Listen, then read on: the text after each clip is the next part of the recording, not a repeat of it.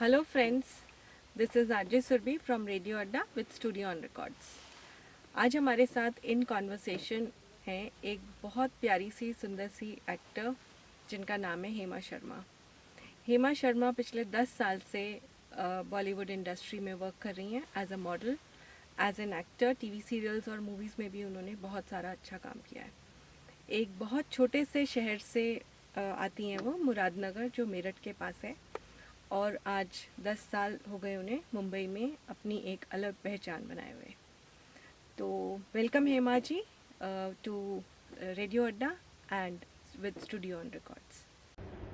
या हाय सुरभि, सबसे पहले मैं आपको थैंक यू बोलना चाहती हूँ कि रेडियो अड्डा पे मेरा इंटरव्यू लेने के लिए, because this is such a amazing platform, और मैं आपको दिल से थैंक यू बोलना चाहती हूँ। Thank you so much Hema जी।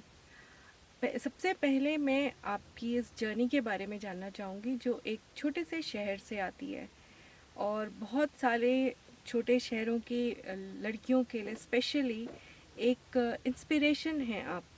जो एक जैसे बोला जाता है कि छोटी जगह से आने के बाद लोगों को बहुत स्ट्रगल करना पड़ता है, और तब मुंबई में आके अपने आप को इस्टेब्लिश करने में उनको काफ़ी साल लग जाते हैं। तो आपकी जर्नी इस फील्ड में कैसी रही, इसके बारे में हम कुछ जानना चाहेंगे आपसे। एक्चुअली मेरी शुरुआत हो गई थी, शुरुआत तो मेरे होम टाउन से ही हो गई थी, क्योंकि मैं वहीं पर ही डांस सिखाया करती थी अपने जो नेबर्स होते हैं उनको। हेमा जी, आपने जब ये डिसाइड किया कि आप एक एक्टर बनना चाहती हैं, आई एम श्योर बहुत पहले से आपका ये एक ड्रीम रहा होगा, तो आपकी फैमिली के रिएक्शंस इस बारे में कैसे रहे, उसके बारे में हमें कुछ बताइए। फैमिली रिएक्शंस की ये बात है कि जब मैं 8 साल की थी, तो मैंने तभी एक दिन ऐसे ही बातों बातों में मम्मी को बोला था कि मम्मी, मैं मुंबई जाना चाहती हूँ, मुंबई में मेरा सब कुछ है। तो मेरी मम्मी हंस पड़ी और मम्मी ने बोला, हाँ ठीक है चली जा। तो वो बात कब इतनी रियल हो गई, इतनी अभी तो जैसे मैं आपके साथ इंटरव्यू दे रही हूँ, आप मेरा इंटरव्यू ले रहे हैं, तो कभी कभी ऐसा कहा जाता है कि जो हम बोलते हैं अपनी ज़बान से वो सच हो जाता है। तो मेरी लाइफ में मोस्टली मैंने जो जो बोला है, and it is happening, and it happened with me, and मेरे फैमिली वाले भी लिटरली वो भी बोलते हैं कि तूने जो जो बोला था तेरी लाइफ में ऑलमोस्ट वैसा ही हुआ है। तो थोड़ा सा कुछ दिन के लिए वो परेशान थे मैं जब मुंबई आई, बट फिर बाद में जब मेरी एल्बम आई, मेरी पूरी फैमिली ने बैठ कर देखा, तो उसके बाद उनको अच्छा लगा। यस, शुरू शुरू में तो सबका रिएक्शन अजीब होता है कि आप मुंबई जाना चाहते हो, स्पेशली जो नॉन फिल्मी बैकग्राउंड है। मतलब मैं एक छोटे से स्मॉल टाउन से बिलोंग करती हूँ, यूपी से बिलोंग करती हूँ, फिल्म लाइन से लेना देना कुछ नहीं है। Even when I was learning Kathak dance, तो मेरे फैमिली में ऑब्जेक्शन उठाया जाता था कि ये इसको क्यों डांस सिखा रहे हो, इसको क्या मतलब कहीं डांस करके कमाना है, इस तरीके की लैंग्वेज यूज़ होती है जो स्मॉल टाउन्स, जो कस्बे होते हैं, शहर होते हैं।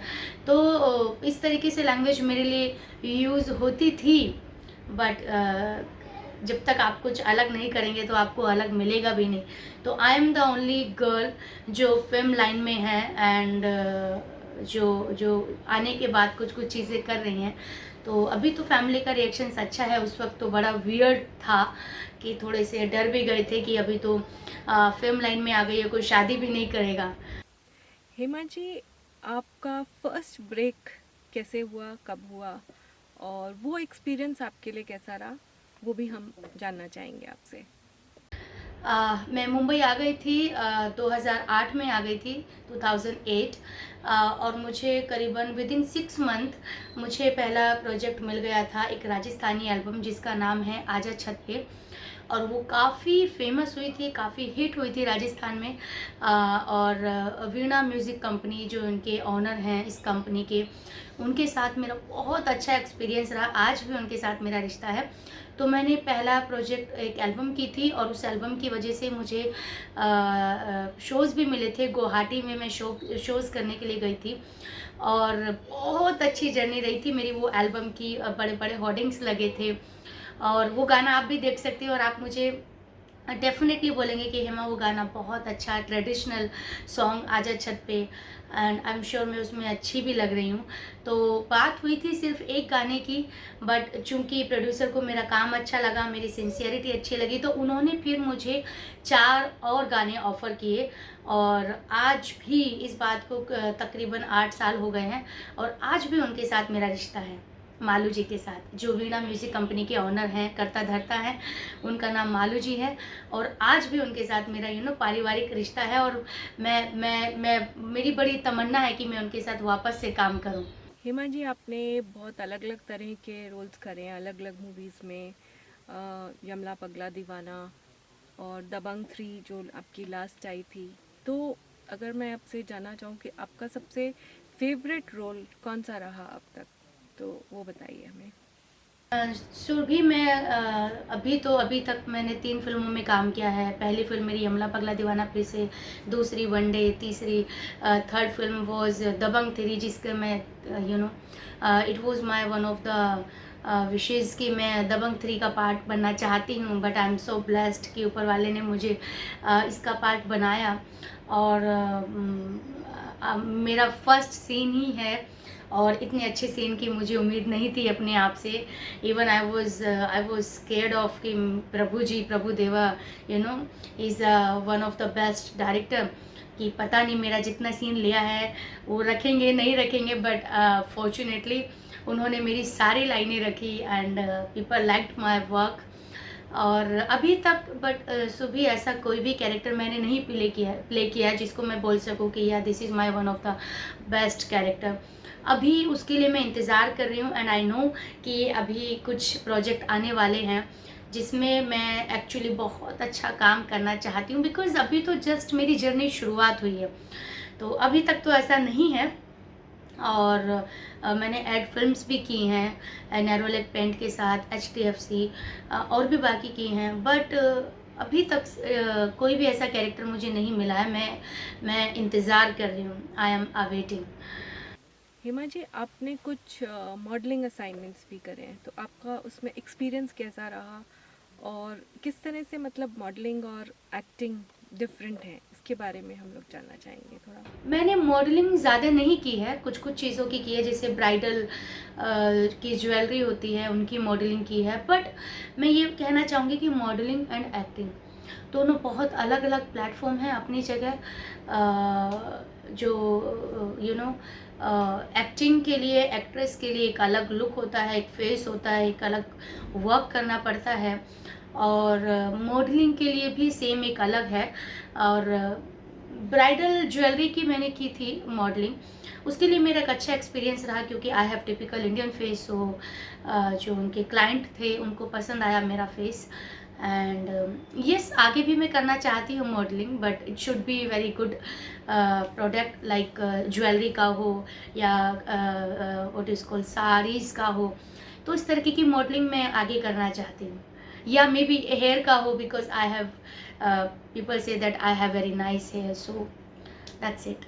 हेमा जी, जैसे हम सब भी जानते हैं कि बॉलीवुड में जनरली नॉर्मल प्रोफेशन से शायद थोड़े ज़्यादा चैलेंजेस होते हैं, तो आपने किस तरह के चैलेंजेस फेस करे और कुछ उसके बारे में आप शेयर करना चाहें हम लोग के साथ में आज, तो वो बताएं।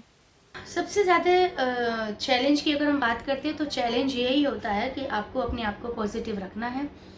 और आप ज़्यादा एक्सपेक्ट मत कीजिए, आप एक्सपेक्ट कीजिए बट ज़्यादा मत कीजिए। सबसे पहले आप अपने आप को समझ लीजिए कि आप किस कैटेगरी में खड़े होते हैं।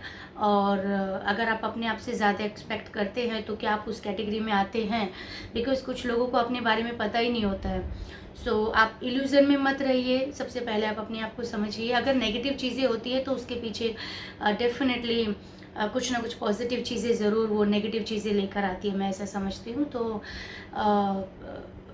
चैलेंज लाइक कि I am improving a lot by acting skill, by personality, by everything.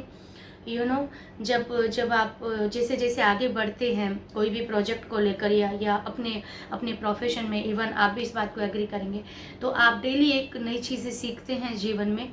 और उसमें आप कैसे बेहतर हो सकते हैं बाय एवरीथिंग, बाय ओवरऑल। तो फिर वो एक चैलेंज हो जाता है, फिर आप उसको एक्सेप्ट करने लगते हैं एंड देन आप आगे आगे आगे आगे बढ़ते चले जाते हैं। जैसे कि मैं बिल्कुल भी ऐसी नहीं थी। अगर मैं 2 साल पहले की बात करूँ, ज़्यादा भी नहीं, अगर मैं 1 से 1.5 साल की, अगर मैं मैं अपने आप को मापती हूँ, अगर मैं काउंट करती हूँ, तो मैं खुद 2 साल के अंदर काफ़ी चेंज हो गई हूँ। तो आई थिंक हर कोई चेंज होता है और फिर वही चैलेंज जो है आपको आगे लेके चला जाता है। हेमा जी, आप इतने टाइम से ऑलमोस्ट 10 साल से मुंबई में स्ट्रगल करा आपने, उसके बाद आप थोड़ा इस्टेब्लिश हुई हैं, तो उसमें आपका सपोर्ट किस किस तरह के लोगों ने दिया और कैसे रहा? सपोर्ट की अगर हम बात करें तो पहले तो आपको घर से बाहर निकलना पड़ता है। जब आप घर से बाहर निकलते हैं तो आपको 4 लोग मिलते हैं। अब 4 लोग ऐसे होते हैं कि जो उसमें से आपके 1 या 2 तो दोस्त बन जाते हैं, जो बहुत अच्छे दोस्त बन जाते हैं, जो आपके वेल विशर हो जाते हैं, तो वो भी आपको सपोर्ट करते हैं।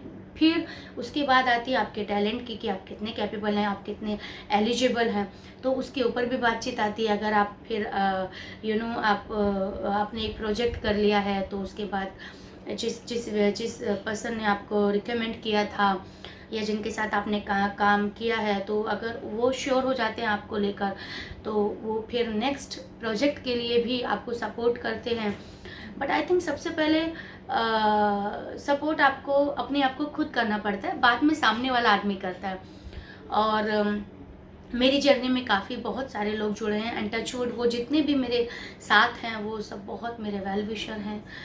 जिस तरीके का इंडस्ट्री में होता है कि आपको पुलिंग करना, टचवुड ऐसा मेरे साथ नहीं है। जितने भी हैं सब मेरे साथ बहुत ऑनेस्ट हैं और एक्चुअली वो चाहते हैं कि मैं काम करूं। तो मेरी जर्नी में सपोर्ट मैं सबसे पहले अपने आप को करती हूँ, फिर मेरे जो जितने भी मेरे अराउंड हैं वो भी कहीं ना कहीं मुझे सपोर्ट करते हैं। यस। हेमा जी, एक डिफरेंट क्वेश्चन पूछती हूँ आपसे अभी। आपका मॉडलिंग और एक्टिंग के अलावा आपके और क्या क्या इंटरेस्ट रहे हैं, वो बताएं। अ, अगर मैं इंटरेस्ट की अगर बात करें बिसाइड्स ऑफ एक्टिंग एक्ट्रेस, तो मैं डांस तो मेरा बचपन से ही है।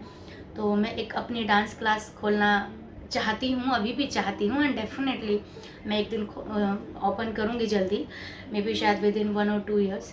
And apart of it I want to do social work because I believe in humanity and उसके बाद I will choose politics also. Politics के पीछे भी एक रीज़न है, बिकॉज अगर आप एक्चुअली सोशल वर्क करना चाहते हैं तो उसके लिए आपको पावर की ज़रूरत होती है, बिकॉज उसमें भी कैटेगरीज आ जाती हैं, ए और बी।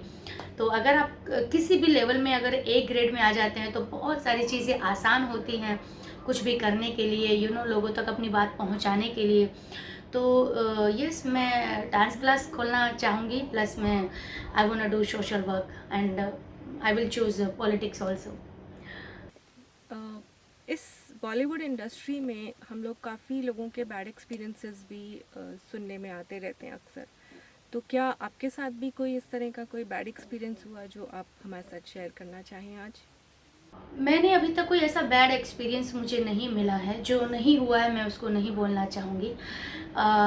सिर्फ़ एक चीज़ है, मैं ये कहना चाहती हूँ कि यहाँ पर ऐसे बहुत से लोग हैं कि अगर आप आगे बढ़ रहे हैं, तो वो आपको आगे तो बढ़ने नहीं देते हैं। ये सच है, क्योंकि वो अपने तक आपको रखना चाहते हैं, बिकॉज़ उनको इनसिक्योरिटी होती है। तो ऐसे ये एक मेरा बैड एक्सपीरियंस है कि मेरे कुछ कुछ लोग ऐसे हैं कि अगर वो चाहें तो मैं बहुत आगे बढ़ सकती हूँ, बिकॉज़ उनके पास वो है पावर। बट चूँकि उनको अपनी जय-जयकार सुननी है मुझसे, या जो अपने से छोटे होते हैं उनसे अपनी जय-जयकार सुनना चाहते हैं, या वो हमेशा ही बॉस बने रहना चाहते हैं, तो एक थोड़ा-सा ये मेरा बैड एक्सपीरियंस है and still I am facing. But ये कुछ दिनों के लिए होता है। आई थिंक मुझे ऐसा लगता है जब तक आप खुद से थोड़ा आगे नहीं बढ़ जाते, तो फिर एक बार आप आगे बढ़ जाते हैं तो फिर ये बैड एक्सपीरियंस निकल जाता है। तो ये एक मेरा थोड़ा-सा बैड एक्सपीरियंस है। अदरवाइज़ अगर मैं काम को लेकर एक्सपीरियंस की बात करूँ, तो मैंने आज तक जो भी प्रोजेक्ट किए हैं मुझे जो बोला गया है प्रोजेक्ट को लेकर वही मुझे काम दिया गया है। मेरे जितने सीन्स लिए गए थे वो सब के सब सीन्स मेरे रखे गए हैं, चाहे वो टीवी सीरियल हो, चाहे वो ऐड हो, चाहे वो फ़िल्म्स हो। तो काम को लेके मेरा कोई भी बैड एक्सपीरियंस अभी तक नहीं हुआ है एंड आई ऑलवेज़ प्रे कि इस तरीके का बैड एक्सपीरियंस कभी मेरे साथ ना भी हो। हेमा जी, आजकल बॉलीवुड इंडस्ट्री न्यूज़ में है, बहुत चर्चित है और सब गलत रीजंस की वजह से बहुत कुछ मीडिया में कहा जा रहा है जो कि ठीक नहीं है। तो उस बारे में आपका क्या व्यू पॉइंट है? यस शुरभि, आजकल तो बॉलीवुड बहुत ही नेगेटिव चीज़ों से गुजर रहा है, मतलब बैड इम्पैक्ट जिसको बोलते हैं। अभी हर कोई बॉलीवुड को लेकर चर्चा डिस्कशन चल रहा है, डिबेट का एक विषय बन गया है, सब्जेक्ट बन गया है। बट मुझे नहीं पता कि बड़े लोग किस तरीके से उनका लाइफ स्टाइल होता है, मुझे जानना भी नहीं है। अगर इसी तरीके का होता है तो बिल्कुल भी नहीं जानना है। फिर तो लगता है कि थैंक गॉड कि शायद मैं बड़े घर में नहीं हुई हूँ, मैं एक मिडिल क्लास फैमिली से हूँ, तो बहुत अच्छी बात है अगर इस तरीके से इनका लाइफस्टाइल होता है। दूसरी बात यह है कि कोई भी आदमी आपको फोर्स नहीं कर सकता गलत चीज़ करने के लिए। मैं पिछले 10 साल से रह रही हूँ मुंबई में और मैंने आज तक ये सब चीज़ें ट्राई नहीं की हैं। इवन मैं सोच भी नहीं सकती हूँ कि मैं कभी ट्राई भी करूँगी। अगर मुझे पता चल जाता है कि ये ग्रुप है और ये सब चीज़ें करता है तो मुझे नहीं लगता कि मैं उस ग्रुप में कभी जाने की भी सोचूंगी। और अगर कभी मैं बैठती भी हूँ तो वो उनकी चीज़ें उन तक, मेरी चीज़ें मेरे तक। तो ये हमारे माइंड की स्टेबिलिटी के ऊपर भी है कि हमारा माइंड कितना सर्टन है, कितनी सर्टिनिटी है हमारे विल पावर में। और जैसे कि मैंने बोला कि मुझे ऐसा लगता है कि अच्छी चीज़ों के लिए अपने आप को काउंट करना चाहिए कि मैं इतनी कम उम्र में इतना छोटी छोटी चीज़ें करना मेरे लिए बहुत मैटर करती है, क्योंकि मैं इस ऐसी फैमिली से आती हूँ जहाँ पर थोड़ा सा अनबिलीवेबल हो जाता है कि okay and I am the only girl जो इंडस्ट्री में है। तो ये थोड़ा सा गलत रॉन्ग हो रहा है। जो अपकमिंग जो लोग आना चाहते हैं, लड़कियां या लड़के जो सोच रहे हैं, वो थोड़े से डर जाएंगे, उनके माँ बाप भी डरे हुए होंगे। बट मैं उनके लिए कहना चाहती हूँ कि ऐसा नहीं है। अगर आपके संस्कार अच्छे हैं, अगर आपके बच्चे अच्छी फैमिली से आते हैं और आपका खुद का रहन सहन ऐसा नहीं है, आपकी खुद की लिविंग लाइफ ऐसी नहीं है, तो आपको इतना वरीड होने की ज़रूरत नहीं है। फिर उसके साथ साथ आपके बच्चे के माइंड की कितनी कैपेसिटी है, कितना कैपेबल है, कितना फ़िल्टर वो कर पाते हैं अच्छी बुरी चीज़ों में। तो बड़े लोगों का इस तरीके से लाइफस्टाइल होता है, ये सोच के डर लगने लगा है कि बड़ा होना मतलब अच्छी बात नहीं है। फिर तो मुझे ऐसा लग रहा है, फिर तो एक नॉर्मल इंसान रहने में ज़्यादा अच्छी बात है। बाद में तो तब दम है जब आप एक अच्छी बड़े बड़े लेवल पे आप लाइफ जीते हैं, बट आपकी लाइफस्टाइल जो है एकदम शुद्ध और एकदम प्योर है।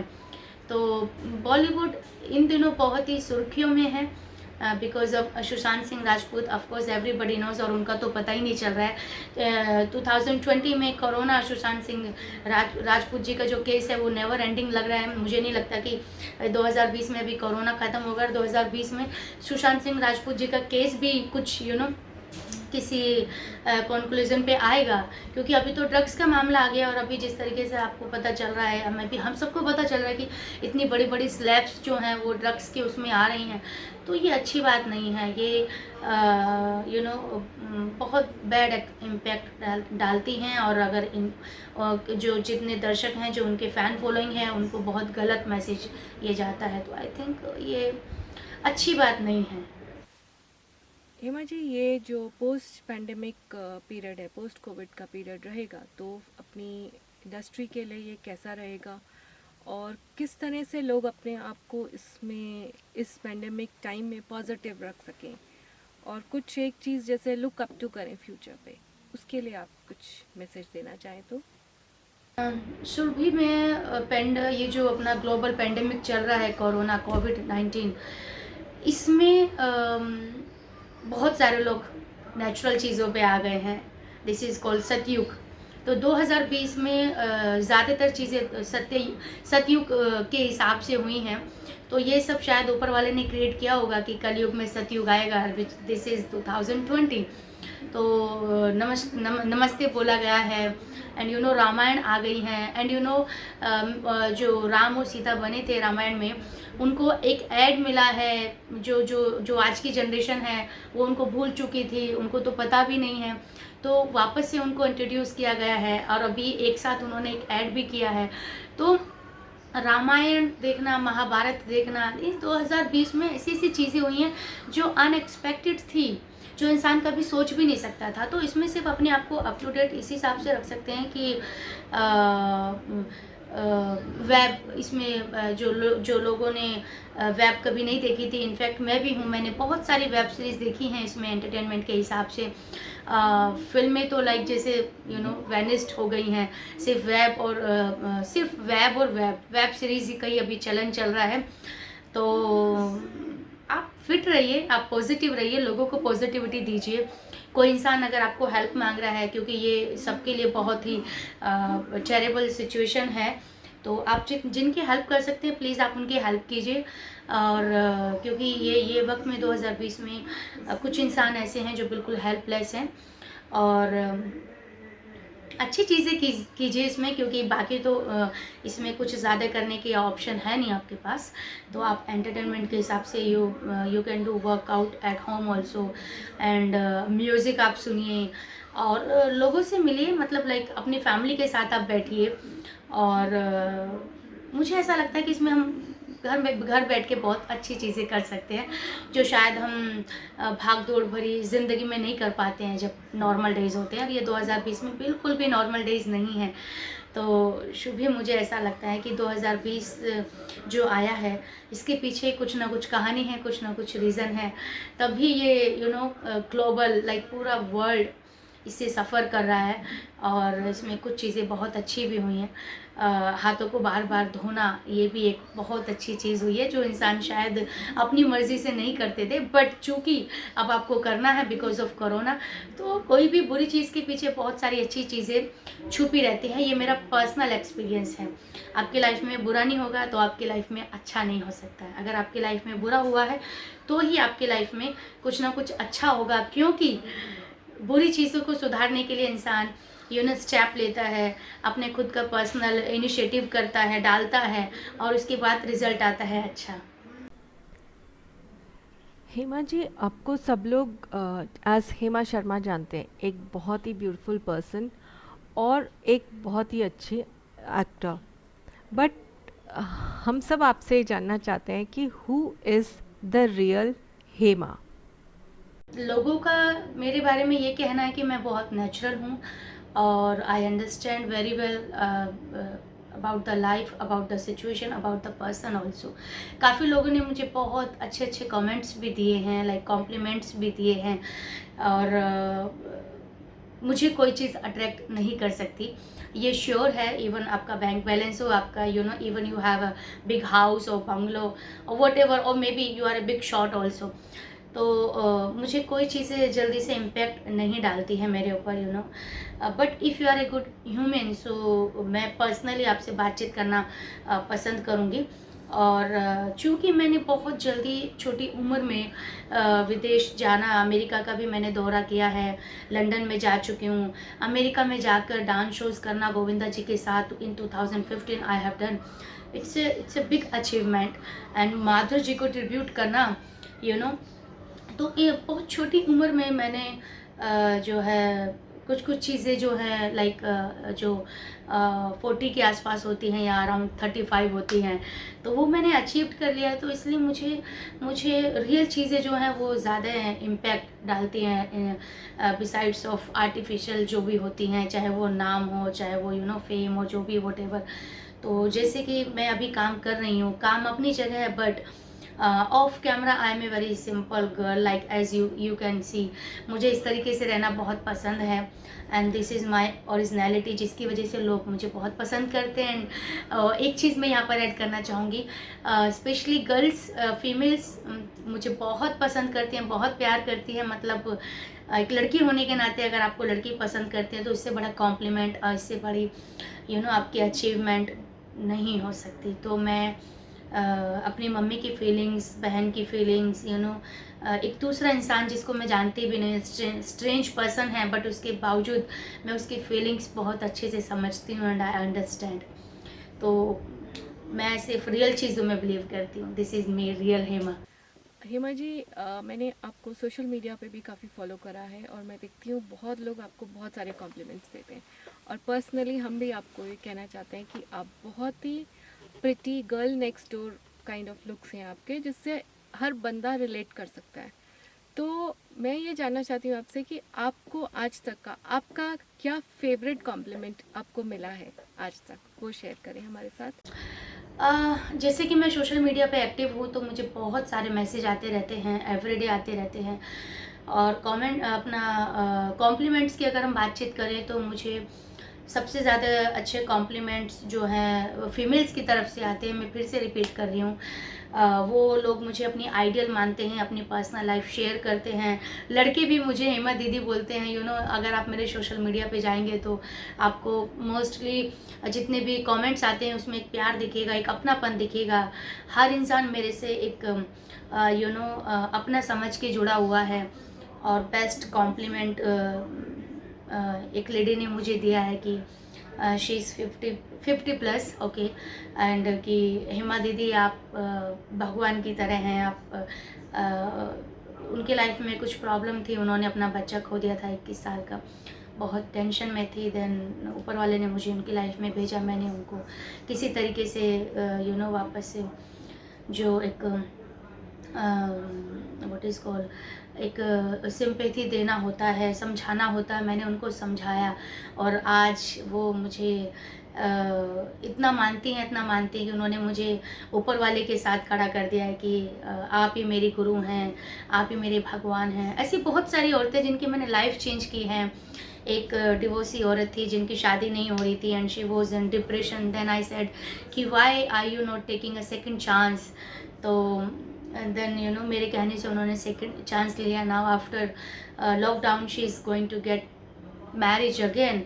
एंड कि हेमा दीदी अगर आप मेरी लाइफ में नहीं आती तो मैं कभी भी इस तरीके से, आज वो प्यार में हैं जिनके साथ शादी करना चाहती हैं, आज वो सजती हैं बिकॉज उनका डिवोर्स हो गया था, तो डिप्रेशन में चली गई थी। तो ये इस तरीके के कॉम्प्लीमेंट्स मिलना, मुझे नहीं लगता कि आप ये पैसे से कमा सकते हैं या किसी भी तरीके से आप इसको अर्न कर सकते हैं। ये सिर्फ अगर आप इस लायक हैं तो ही लोग आपको अप्रिशिएट करेंगे। बाकी मुझे बहुत सारे कॉम्प्लीमेंट्स आते रहते हैं, बट ये कॉम्प्लीमेंट्स जिनके साथ जो मैं आपके साथ शेयर कर रही हूँ, और अगर मेरी आप एक्टिंग की बातचीत करते हैं तो उसमें मुझे कि Hema you look like Rekha, you look like sometimes you look like Sridevi, and mostly time you look like a Madhu and Gracie Singh, and you have something, you are unique, and people really love me. I'm so blessed, so fortunate. Director हो, casting director हो, producer हो, मैं जहाँ पर भी जाती हूँ लोग मुझे बहुत प्यार करते हैं। और काम तो सब जगह से पॉसिबल नहीं होता, बट एक रिलेशन मेरा ज़रूर बन जाता है, वो भी फैमिली जैसा रिलेशनशिप। हेमा जी, आप अपने को एज एन एस्टैब्लिश्ड एक्टर कैसे देखती हैं?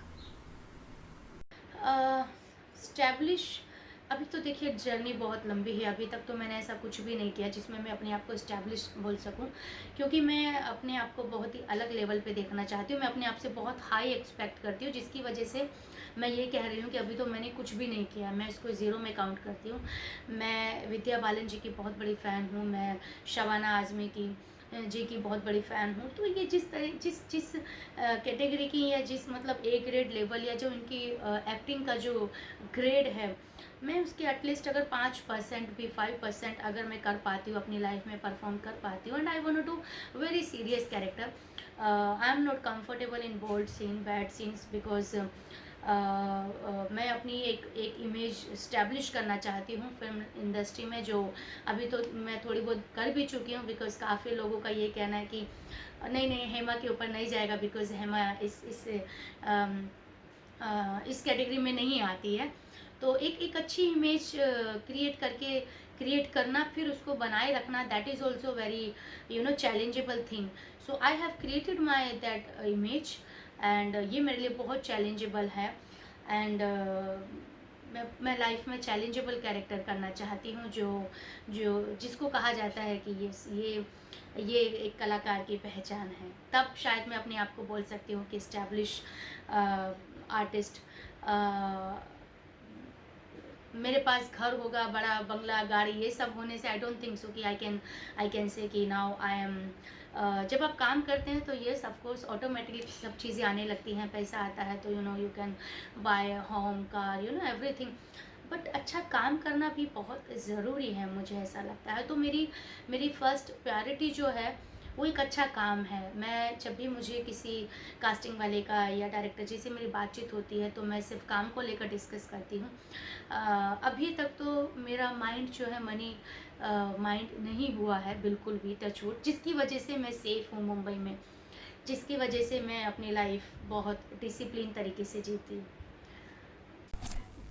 Hema ji, what are your future plans? अब आप आगे क्या क्या करना चाहती हैं वो बताएं हमें। मेरा फ्यूचर प्लान कुछ ऐसा ज़्यादा ख़ास नहीं है एक्टिंग को लेकर, कि मैं बहुत एक अच्छी अदाकारा बनना चाहती हूँ।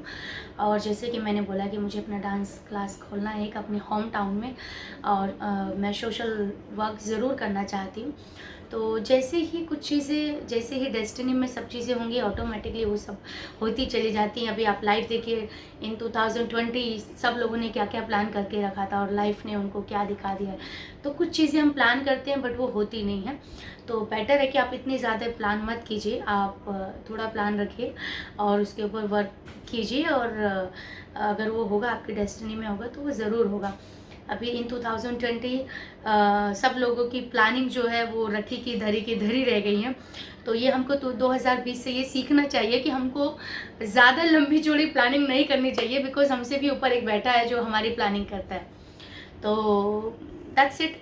यही है कि एक डांस क्लास खोलना है और सोशल वर्क करना है मुझे ज़रूर, और लोगों के दिलों में रहना है, एंड उसके आगे क्या होता है वो मुझे पता नहीं। हेमा जी, आप को देख के बहुत से लोग आज इंस्पायर होंगे टू, छोटे शहर से बड़े शहर से आपका जैसे रहा है, और आई एम श्योर बहुत सी विमेन गर्ल्स आपको देख के अपनी ड्रीम्स परस्यू करना चाहेंगी इस इंडस्ट्री में। तो आपकी तरफ से उनके लिए क्या एडवाइस, सजेशंस हैं जो आप कहना चाहें उन लोगों को? जो यंग जनरेशन है उनके लिए मैं सिर्फ यही बोलना चाहती हूँ कि अगर आप अच्छे दिखते हो तो इसका मतलब ये नहीं कि आप एक्टिंग में आ जाएं। अगर आप सच में इसमें करियर बनाना चाहते हो तो ही आप आइए, क्योंकि इसमें कोई सर्टिनिटी है नहीं। ये फील्ड में कोई सर्टिनिटी है नहीं। अगर आप चलते हैं तो चलते चले जाते हैं, अगर आप रुक जाते हैं तो फिर एक विराम लग जाता है, स्टॉप लग जाता है। तो आपको इसमें पेशेंस रखने की ज़रूरत है, इसी में ही लाइफ बितानी है, वो भी आपको मेंटली रेडी होना चाहिए। डेस्टिनी भी ज़रूरी है ये फील्ड में, इस फील्ड में डेस्टिनी बहुत ही ज़्यादा ज़रूरी है, मुझे ऐसा लगता है। और अच्छे लोगों के साथ आप सर्कल में आइए, और अगर आप अच्छे लोगों के साथ मिलेंगे, अच्छे लोगों के साथ आपका सर्कल होगा, अच्छे कास्टिंग डायरेक्टर के पास जाएंगे, और आप रियल चीज़ों को जितना ज़्यादा समझते हैं, अगर आपने लाइफ जी हुई है तो आप चीज़ें ज़्यादा अच्छे से समझेंगे, और नेगेटिव छोड़ के आपको इसमें पॉजिटिव ज़्यादा रहना है, मुझे ऐसा लगता है। तो एक्टिंग के साथ साथ आपको इसमें मैच्योरिटी की बहुत ही ज़्यादा ज़रूरत है, अप्स एंड डाउन्स झेलने की, क्योंकि इसमें अप्स एंड डाउन्स बहुत ज़्यादा आते हैं। एक दिन आपको काम मिलता है, दूसरे दिन नहीं मिलता है। जब आपको दूसरे दिन नहीं मिलता है तो भी आपको बहुत पीसफुली रहना है, तो भी आपको बहुत पॉजिटिव रहना है, वो नेगेटिव अपने ऊपर नहीं लेके आनी है। और आप अगर आपको एक्टिंग नहीं भी आती है तो आप डे बाय डे आप जितना ऑडिशंस देंगे आप सीख जाते हैं, बिकॉज कोई भी आदमी एक्टिंग पेट से सीख कर नहीं आता है। आप जितना कैमरा फेस करते हैं automatically it comes. And the main thing and the most thing जो मैं कहना चाहती हूँ, आपका बिहेवियर बहुत मैटर करता है। तो आपका बिहेवियर बहुत सही होना ज़रूरी है। एंड आई थिंक बिहेवियर तो सभी फील्ड में अच्छा होना चाहिए, ऐसा नहीं कि सिर्फ एक्टिंग के लिए। तो बिहेवियर बहुत ज़रूरी है, आप किस तरीके से बिहेव करते हैं। हेमा जी, आपके साथ हमें आज इन कॉन्वर्सेशन बात करके बहुत ही अच्छा लगा, और we are really honoured to have you here with us today on radio Adda with studio on record. Thank you so much Shobhi. मैं आपको जाते जाते एक सीक्रेट रिवील करना चाहती हूँ कि जब मैंने यमला पगला दीवाना फिर से फिल्म की थी तो उसमें मेरा नाम, कैरेक्टर का नाम ही शुभी था और आपका नाम भी सुरभि है, तो which is very good, so nice to meet you and wish you all the best for your radio Adda channel. आप इसको अच्छे से इसको लेकर जाएं and you get successful and my all best wishes with you. Okay. हेमा जी, ये आपने बहुत ही अच्छी बात कही कि आपकी फर्स्ट मूवी के टाइम पे आपको एक सुरभि मिली और उसके बाद आज एक दूसरी सुरभि भी मिली। और थैंक यू सो मच, आपने मुझे उससे रिलेट किया। Thanks a lot. We are really really thankful to you from radio Adda and studio on records. So friends, this was Hema Sharma with us in conversation today. This is RJ Surbi signing off. Thank you.